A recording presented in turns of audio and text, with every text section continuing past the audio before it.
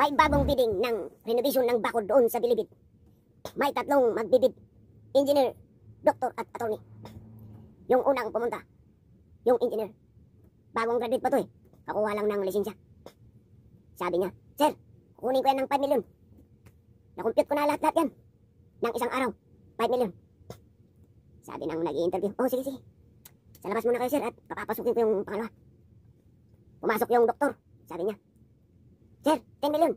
Leave it or take it, 10 million. Sabi niya, walang sinabi yung nag-interview. Ah, sige. Papasukin ko muna yung pangatlo, sir. Para pag-iisipan natin yan. Pumasok na tong pangatlo. Si Mr. Attorney. Sabi niya, 15 million. Ako, nabigla tong nag-interview. Nako, sir. Bakit naman masyadong mahal sa'yo? Yung isa, 5. Pangalawa, 10. Ba't ikaw naging times 3? Sabi ng attorney, huwag ka nang maingay. Pirmahan mo na lang yan. Kukunin ko ang 5 million. Ibibigay ko siyang 5 million. Tapos yung project, ipapagawa natin sa engineer. Doon sa isang operasyon ng mga PDEA, mayroon silang nadakip na dalawang mga minudi edad. Dinala na sa presinto at yun, sabi ng judge, ang babata pa ninyo. Ayaw kong matapos na ang kinabukasan ninyo. Gusto ko kayong pambigyan ng isang pagkakataon. Ang gagawin ninyo, kasi ngayon ay Biyernes, babalik kayo sa Lunes. Mag-ihikayat kayo ng mga tao bukas at sa Linggo. Sabihin nyo sa mga kasama nyo, mga user at pusher, at iba pang mga kabataan na magbago, huwag nang gumamit ng duga.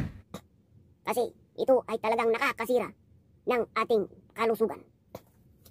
Yun, umalis na ang dalawang bata. Bumalik sa Lunes, sabi ng judge sa unang binata. Oh, ano ang nagawa mong paraan para mahikayat ka ng tao? Ilan ang nahikayat mong mga tao na magbago?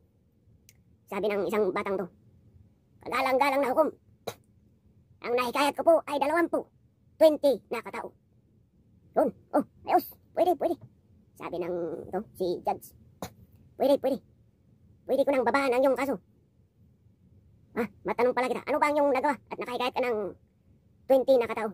Sabi ng batang to, simple lang po, kagalang-galang na hukom.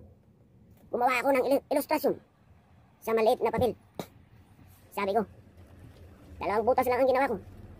Mga kasama, ganito ang epekto ng druga sa ating kalusugan. Habang hindi ka pa gumagamit ng druga, ganito kalaki ang iyong utak. Pag ikaw ay malulong na sa druga, nakailang gamit ka na, ilang taong ka nang gumagamit, magiging ganito na ang iyong utak.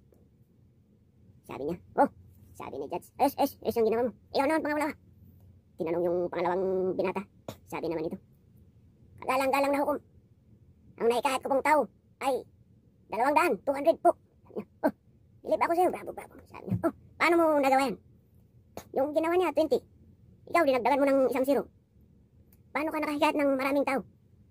Sabi ng isang binatang ito, simple rin po, kagalang-galang na hukom. Simpleng ilustrasyon lang, 2 butas din ang ginamit ko sa kanila. Sabi ko sa mga tao, mga minamahal kong kapatid, to, ang butas ng puwet ninyo ay ganito, bago kayo gumamit ng druga. Ngunit, pag kayo ay gamit ng gamit, at kayo ay makulong, pagkapunta nyo sa kulungan, pagkalabas nyo, ganito ang magiging butas ng puwet.